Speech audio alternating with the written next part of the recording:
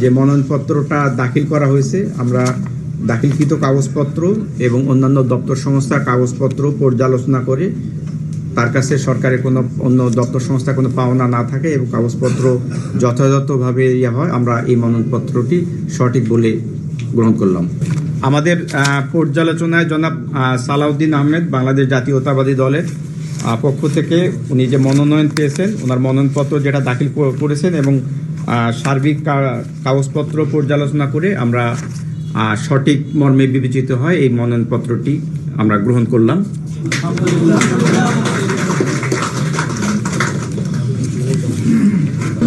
নির্বাচনের মাঠে আমরা সকল প্রার্থীকে স্বাগত জানাই। বাংলাদেশের সকল রাজনৈতিক গণতান্ত্রিক রাজনৈতিক শক্তিসমূহ, রাজনৈতিক দল এবং ব্যক্তি যারা স্বতন্ত্র প্রার্থী, সবাইকে নির্বাচনের মাঠে আমরা স্বাগত জানাই। সুষ্ঠু, সুন্দর, নিরপেক্ষ, অবাধ নির্বাচন অনুষ্ঠিত হবে ইনশাআল্লাহ বাংলাদেশে। ফ্যাসিস্ট মুক্ত বাংলাদেশে গণমানুষের এটাই প্রত্যাশা। বাংলাদেশের মানুষের আকাঙ্ক্ষা, শহীদের রক্তের আকাঙ্ক্ষা, এটি সত্যিকার গণতান্ত্রিক রাজনৈতিক সরকার গঠিত হবে এবং নিরপেক্ষ ভোটের মাধ্যমে জনগণ ভোটের অধিকার প্রয়োগ করার জন্য উদ্গ্রীব, উন্মুখ হয়ে আছে। সেই পরিবেশটা আমাদেরকে বহাল রাখতে হবে। নির্বাচনী মাঠে সবার জন্য সমান লেভেল প্লেইং ফিল্ড নিশ্চিত করতে হবে। নির্বাচন কমিশন এবং সরকার সবাইকে মিলে, রাজনৈতিক দলসমূহ এবং জনগণ সবাইকে মিলে এখানে আইনশৃঙ্খলা রক্ষাকারী বাহিনী এবং ভোটের অন্যান্য সহায়ক বাহিনী সবাই সহায়তা করবে এবং সর্বোচ্চ অগ্রাধিকার দিয়েছে এই নির্বাচনী মাঠে যাতে শৃঙ্খলা রক্ষা করা যায়, আইন শৃঙ্খলা রক্ষা করা যায়। এখানে মূলত জনগণকে মুখ্য ভূমিকা পালন করতে হবে।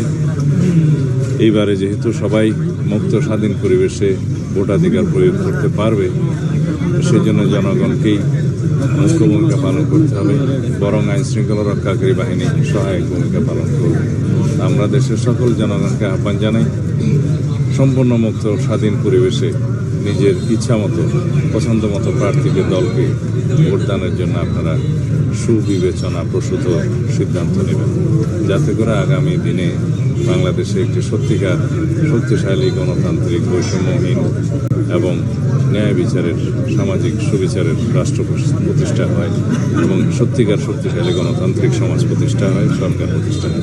ধন্যবাদ। গত মনোনয়নপত্র জমা দানের শেষ দিন জামায়াতের general secretary, assistant general secretary আপনার হামিদুর রহমান আজাদ এখনও লেভেল প্লেইং ফিল্ড তৈরি হয়নি বলে একটা অভিযোগ করেছেন। আপনি আসলে এই ধরনের কোনো আশঙ্কা দেখছেন কিনা মাঠে?